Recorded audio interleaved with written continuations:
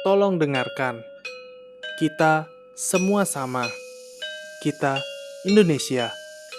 Kita memiliki adat dan budaya yang sudah diwariskan ratusan tahun silam. Dan kita berkembang semakin pesat. Tetapi kita berhasil merubah, bahkan menghilangkan yang menjadi jati diri kita. Dengarkan cerita ini baik-baik. Sebuah kisah dari selembar kain. Sang penolak bala yang juga merupakan milik bangsa ini, juga milik Anda. Dan putuskan apa yang ingin Anda lakukan dengannya.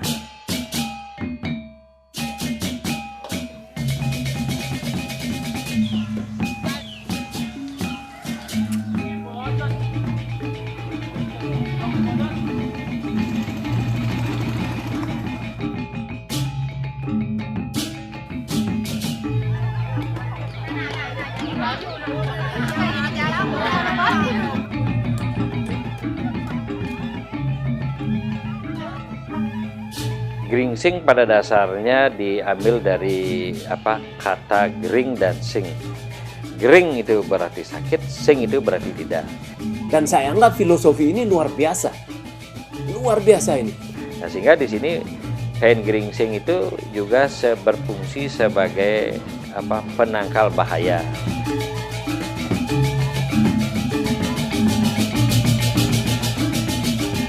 Jadi kalau orang berbicara konsep hidup berkelanjutan, Tenganan sudah dari sejak dulu punya.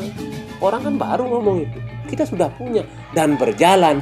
Justru gara-gara modernisasi inilah konsep berkelanjutan kita ini jadi punah. Bukan pengaruh modernisasi karena kontak dengan kebutuhan yang meningkat. Memiliki kekhawatiran atau ketakutan barangkali nanti kain geringsing ini tidak lagi ada yang memproduksi. Sudah tentunya kain geringsing ini akan menjadi punah.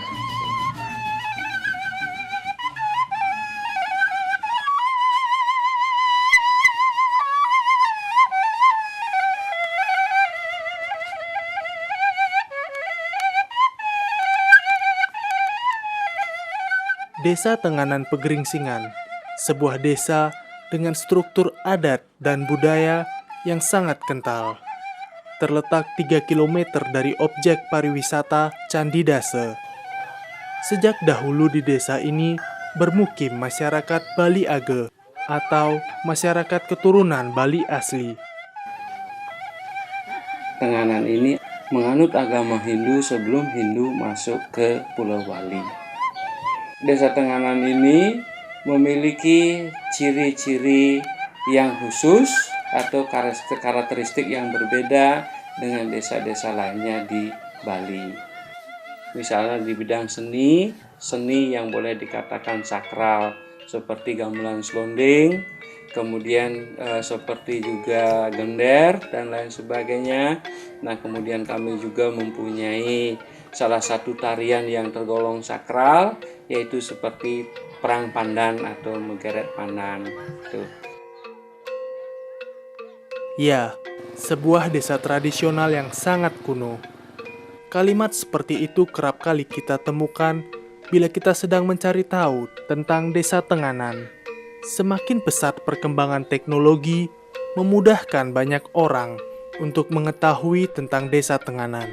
Berkembangnya desa Tenganan menjadi desa wisata sangat menguntungkan bagi sebagian masyarakatnya. Tidak bisa dipungkiri, semenjak berkembangnya pariwisata telah banyak memberi pengaruh terhadap desa ini. Sampai saat ini dengan adanya modernisasi masuk ke Tenganan, sudah barang tentu juga kami tidak mungkin bisa membendung 100%. Tetapi dari sisi lain, itu tetap kami berpacu pada aturan adat kami sendiri. Sehingga kapan kami melakukan modernisasi dan kapan kami harus menjaga adat istiadat kami di sini. Kalau bisa masuknya itu memang arus itu tidak bisa dibendung. Jadi sekarang tergantung kita ya sebagai warga. Gitu. Mengapa tidak bisa dibendung? Ini seolah-olah dunia ini kan tidak tanpa batas. Kalau seorang di Bali itu khawatiran dulu itu terhadap umpama banjir atau Balabar-Agung, banjir bandang besar itu. Nah itu tapi sekarang banjir itu kan tidak lagi air. Nah banjir seperti teknologi itu. Perkembangan Tenganan sekarang ini, orang Tenganan promosikan sebagai desa tradisional, desa kuno, sehingga gambaran orang itu bahwa desa ini desa terpencil, tidak terkontaminasi modernisasi. Tapi kenyataannya pola pikir orang Tenganan, kalau mau jujur mengakui, sudah pola pikir orang-orang modern, bahkan menjadi objek konsumerisme gitu. Kalau dicek sekarang anak muda berapa punya HP, kalau dicek anak muda berapa punya sepeda motor, berapa punya TV dan lain sebagainya. Jadi pola pikirnya sudah tidak tradisional sudah. Nah sekarang kalau ini yang berkembang, yang paling mengkhawatirkan buat saya, budaya di sini secara tidak disadari pelan-pelan akan hilang. Saya yakin itu. Kalau orang Tenganan tidak menyadari itu, apalagi filosofinya sudah hilang. Jadi tidak punya lagi landasan untuk berbuat. Ya, beginilah kenyataan yang ada saat ini. Desa Bali kuno yang kaya akan budaya warisan leluhur, penuh filosofi dan konsep Hindu, sekarang sudah berubah. Lalu, apa yang bisa mereka pertahankan? Kain geringsing. Maka dari itulah desa kami di sini yang namanya Desa Adat Tenganan Pegeringsingan.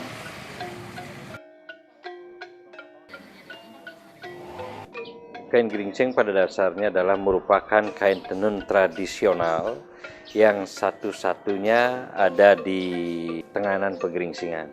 Itu karena kain geringsing adalah merupakan kain tenun double ikat atau tenun lusi pakan yang sangat sempurna.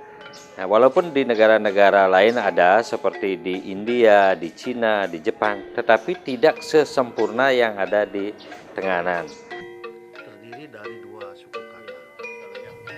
Jadi gering dan sing. Kalau gering itu wabah, kalau sing tidak. Nah, jadi geringsing ini seolah-olah penolak bala, dan geringsing ini menjadi identitas Tenganan sehingga namanya Tenganan Pegeringsingan. Iya, sang penolak bala adalah kain tenun tradisional yang masih bertahan pada derasnya arus modernisasi. Terlahir ratusan tahun silam di sebuah desa kuno yang saat ini sudah banyak mengadopsi unsur modernisasi. Pada dasarnya, kain dibuat oleh manusia sebagai pelindung badan. Dengan kepercayaan yang dianut masyarakatnya, kain geringsing menjadi karya seni budaya yang memiliki nilai magis melalui penambahan simbol-simbol atau motif tertentu, sehingga kain geringsing dapat disebut sebagai penolak bala. Geringsing sendiri adalah merupakan suatu simbol ya. Apapun bentuknya, apapun motif yang ditampilkan, apapun bentuk kain daripada geringsing itu sendiri, pada dasarnya adalah mengambil motif dari tampak dara atau tanda plus atau tanda tambah. Nah, tanda tambah kalau di Bali itu kan boleh dikatakan penangkal. Boleh juga tanda tambah itu diartikan sebagai hubungan manusia dengan Tuhan, manusia dengan manusia secara vertikal, dan secara horizontal hubungan manusia dengan Tuhan, hubungan manusia dengan alam. Nah itu. Nah dari filosofi ini kan juga memberikan arti bahwa geringsing sendiri itu juga ya sebagai menjaga kehidupan manusia. Konsep tapak dara apabila diperbesar akan menjadi struktur tata ruang desa. Di 4 penjuru mata angin terdapat lawangan atau pintu masuk desa, di mana setiap lawangan dijaga oleh keledunginya. Masyarakat Desa Tenganan menyebut konsep tata ruang desanya sebagai jaga satru atau berjaga dari serangan musuh. Lalu ada 3 warna. Merah, itu simbol api, panas. Kemudian hitam, simbol air. Kemudian kuning atau putih di sana warnanya itu simbol udara. Jadi yang perlu dijaga keseimbangannya 3 elemen hidup ini yang sangat vital. Kalau itu seimbang tidak ada sakit. Melalui simbol tapak dara, kain geringsing memiliki filosofi yang kuat sebagai penolak bala. Sehingga kain geringsing digunakan sebagai sarana dalam upacara tertentu yang difungsikan sebagai pelindung. Pada dasarnya kan untuk menutupi badan dari serangan cuaca, binatang kecil ya, atau serangga ya. Nah, juga kalau khusus untuk geringsing ini sendiri itu adalah juga sebagai pengobatan karena mengandung nilai terjemahan dari kata geringsing tadi. Nah itu menyelenggarakan upacara atau yang diupacarai diharapkan tidak sakit. Nah sehingga di sini kain geringsing itu juga berfungsi sebagai penangkal bahaya. Kalau yang sekarang kan enggak. Kecenderungan modernisasi, kalau orang dulu melihat, oh ini ada pohon besar, kagum dia. Waduh, begini Tuhan menciptakan pohon ini begini besar. Jadi kelihatanlah kebesaran Tuhan. Tapi kalau orang modern sekarang melihat pohon besar sudah dihitung. Sekian kubik, berapa dolar. Nah ini kan pola pikir yang sudah sangat komersial. Nah saya takutnya orang membuat geringsing akan jadi seperti itu. Demikian dia melihat warnanya begitu bagus, polanya bagus, hitungannya dolar, bukan makna di balik kain. Ini yang menyedihkan buat saya. Karena tidak memahami filosofi tentang tekstil, ya, tenun itu menjadi pengrajin tenun semakin berkurang. Tetapi kalau dia paham dengan filosofi, kemudian dia percaya dengan filosofi itu membawa kedamaian bagi pengrajin atau terutama wanita Bali, itu mungkin akan berkembang. Nah, tapi sekarang yang terjadi kan pemahaman filosofi tidak ada, mempelajari filosofi juga tidak tertutup kemungkinan akan geringsing itu menjadi punah.